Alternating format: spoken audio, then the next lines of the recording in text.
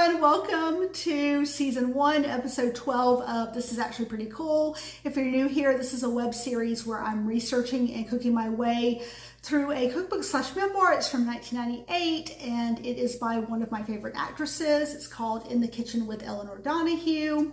All right. So today we are on pages 38 and 39 of the book. I am also pulling information from the Archive of American Television interview that Miss Donahue did in 2006, corroborating some information through Peter Ackerman's book, Mom, Dad, Me, and Classic TV. You may recall from previous episodes that he is one of Elinor Donahue's sons, and then also pulling some information from Wikipedia. And as always, those sources will be included in the notes for today's episode. All right. So if you've been following along, you may recall that our last few episodes have been about Mary Eleanor Donahue, as she was known at the time, appearing in her first film role. This is a film called Mr. Big. It premiered in 1943. And in today's episode, we're covering the actual premiere of the movie. Like I said, it premiered in 1943. It premiered at the Pantages Theatre in Hollywood. And so I actually did pull some information from the theater because I was reading through it. I was like, oh, wow, this is actually pretty cool about the theater. So it was the last movie palace built in Hollywood. It was built in 1929 and it opened in 1930. Now, when I went to search for this theater on Wikipedia, several other Pantages theaters also pulled up. And one of them is in Tacoma, Washington, which you may remember from our first few episodes is where Miss Donahue was born, and it's also where she started her career in vaudeville. All right, so the Pantages operated as a movie theater from 1932 through January of 1977. And so while it was a movie theater, it had some notable movies premiere there. In fact, it hosted the West Coast premieres of Cleopatra and of Spartacus. It also hosted the Emmy Awards in 1974. So then from January 1977 on, it has been a live performance venue. And so some notable performances have taken place there. In 1997, singer Shakira performed her first ever show in the US at this theater.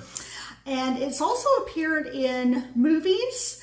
The Academy Award scenes in The Bodyguard were shot inside the theater, and also the theater's interior was used for the Ritz Gotham Hotel in Batman Forever. So I thought that was really cool. All right, so we've got Miss Donahue and her mom. They're on their way to the premiere, and Miss Donahue tells us in the book that, you know, she found out that afternoon they were going to the premiere, and she kind of lost her tiny little child mind. She kept telling her mother, like, I don't remember it. I don't remember it. And you know, so by the time they're actually walking, like, to the trolley to, you know, get the ride to the premiere, she's about to cry, and her mom is like, what is wrong with you? And little Mary Eleanor says, like, I don't remember it. Like, I don't remember my dance. Like, I don't remember it. And her mom realized, like, oh, she thinks she thinks we're going to perform this movie again, like that she's gonna have to do her dance again. And so her mom's like, oh, no, you don't have to remember it. You don't have to do it again. Like, you already did this months ago. And Miss Donahue tells us that, you know, she didn't really believe that she wasn't going to have to perform this again until they were shown their seats in the theater. And she's like, okay, yeah, if I'm sitting down to watch something, then I'm clearly not going to have to perform a dance, right? And then she says, quote, seeing myself on film, however, was almost as bad as having to do it all over again. Frankly, after all these years, it's never gotten any better. And yeah, as someone who's had to, like, listen to my own voice, and then recently through this web series, like, watch myself, it can be like a really difficult experience. It's definitely an odd experience. You see yourself with eyes where you're like, oh, is that how I talk and move my head and kind of how I exist in the world? So it is a very, it can be a very disconcerting feeling, and I'm an adult, so I'm sure to a child it's like, oh my goodness, right? All right, so in the Archive of American Television interview, Miss Donahue tells us that, you know, she was actually supposed to be in more roles. So she explained basically that Donald O'Connor was part of, she calls them the Jack and Jills, and I figured out by doing a Wikipedia search that she is most likely referring to the Jivin Jack and Jills. This was an American dance group. They, you know, were around during World War II, and I guess if I had to think of what to compare them to, right, like a more modern day comparison, I would think maybe more of like the Mickey Mouse Club in terms of like you have members coming in, members ending their time there. But basically, the studio, because Universal is the one that made this group, right? They wanted to assemble this group of like younger dancers that they could appeal to a teen audience. And so they had all these movie plans for the Jivin Jack and Jills. And so, you know, Miss Donahue's understanding was that she would be in more movies with this kind of group. Now, she's not part of the Jivin Jack and Jills, but she would just be in the movies that these individuals would be in, including Donald O'Connor. And so remember, this is all taking place during World War II. And so in 1943, on his 18th birthday, Donald O'Connor was actually drafted into the United States Army. And so that sort of killed, you know, like at least his participation in any future films that had not like already been filmed. And then I believe too, another party that was involved in the planning of these other movies had also passed away. So, you know, that just didn't happen the way that Miss Donahue thought it would happen. So anyway, she tells us that they had near the Pantages Theatre, they had this restaurant. It was called the Pig and Whistle. She seems to indicate it's not open anymore, so it wasn't still around in 1998 when this book came out.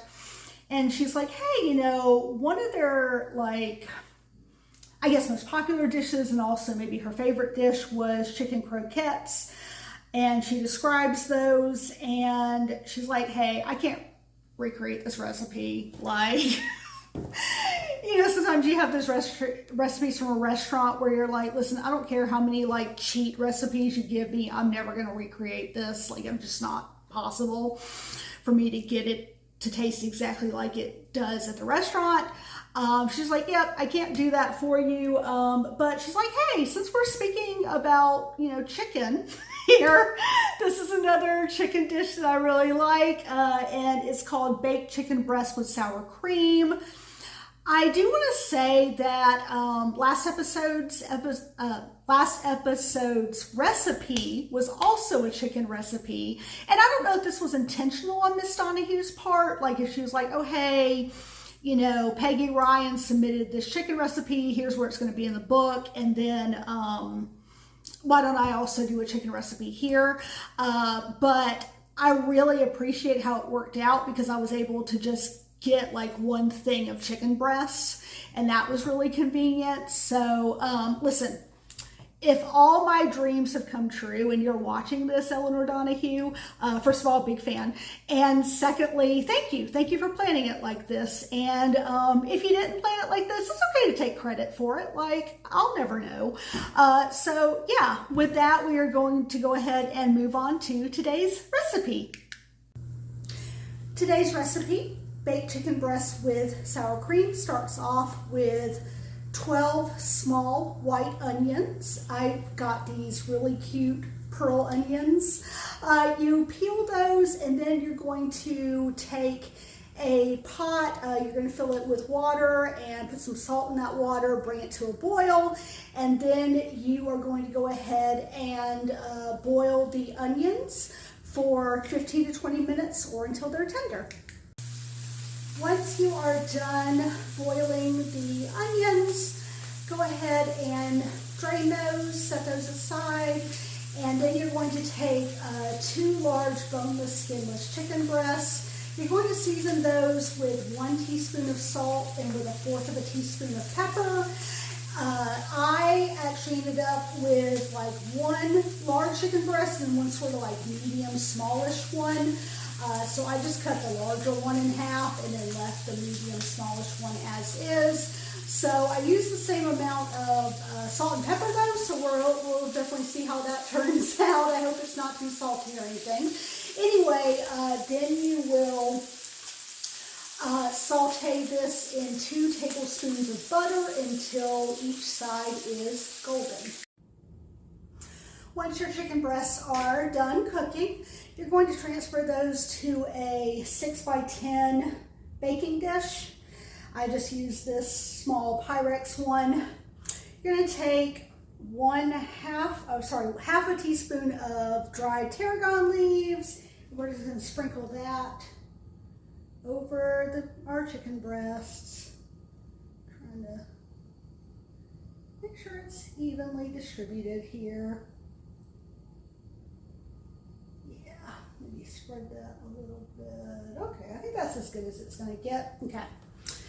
Then take any juices from your skillet that you cook the chicken in, which I don't have a ton of juices, or a ton of juice rather. I did major in English. We should at least try to say things correctly. And just pour that over. You're going to take your onions. I'm just going to kind of place them here and there in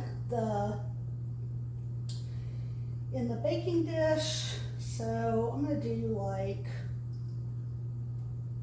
4, I think, between each one, because there's 12 and I do like symmetry. 4 there. So 4 there. All right. Then, this is possibly my favorite part. You're going to take 3/4 of a cup of sour cream. I just use regular sour cream, but I know they make light sour cream as well. I'm sure you could use that if you wanted to, add fewer calories to the dish. And we are going to spread this generously. It literally says in the recipe, generously, over the chicken breast. So grab this. Y'all, there's always one implement that I'm just not going to have ready. Right, so I probably should have had these touching, like the things touching, but then like, where would the onions go? So I'm going to try to make this equal amount again. Probably not the prettiest. I'm going to try to spread it out as much as I can, which is hard because it's kind of melting on the chicken breasts because they're very hot.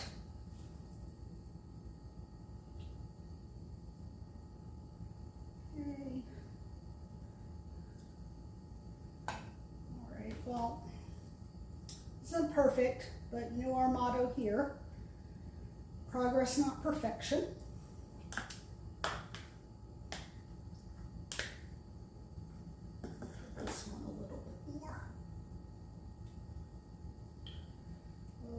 Sour cream off your finger, Jennifer. Don't lick the sour cream off your finger. You're on film. All right. So then you're going to take your baking dish.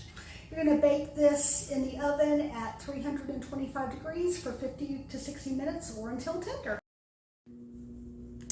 All right, right, so our chicken is done. I did it for 50 minutes and it was fine. But you know, depending on your oven, you just want to cook it until it's tender.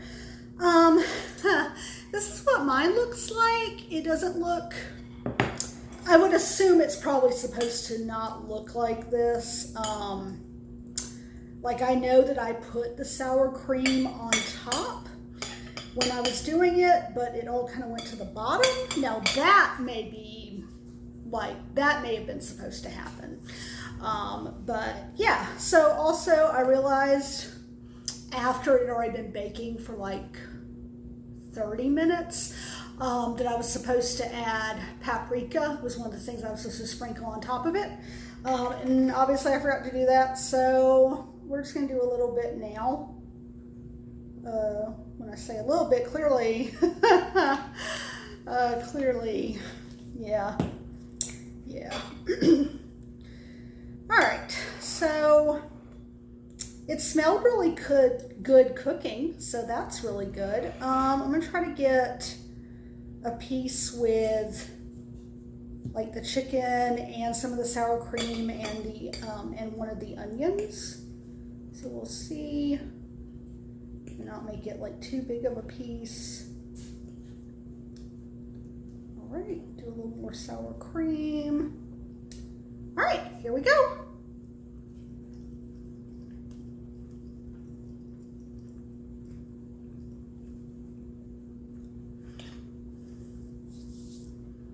All right, so the flavors work well together. I think the issue I'm having with this recipe is also my own fault. I used the same amount of ingredients without taking into consideration that I had the one large chicken breast and the one medium to smallest chicken breast. I don't like to, and I haven't had to do it yet, but I don't want to like have a recipe like cut the ingredients in half, just because my goal is to like cook them as they're like written, as they're presented. So so it's not bad. Like I'm definitely willing to try it again. Like I'm gonna eat like all that I've made. So but yeah, so would I make this for myself again? Yeah, because I want to see if I can do it using the correct amount of chicken. Would I make this for someone else?